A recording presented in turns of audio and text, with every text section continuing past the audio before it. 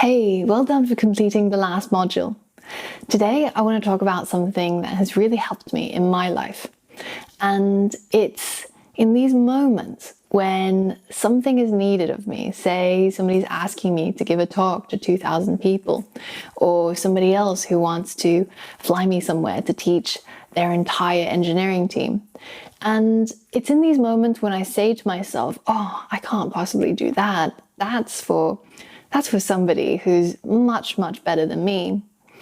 And it's these moments when if I just ignore that inner voice and I tell myself, you know what, I'm going to study for it, I'm going to prep for it, I'm going to make sure that I'm more ready than anybody else for this position, for this role, for this task.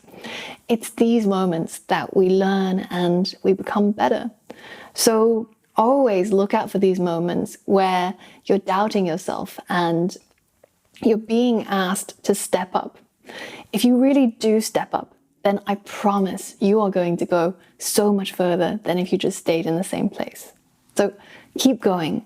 And remember, I'm here to cheer you on.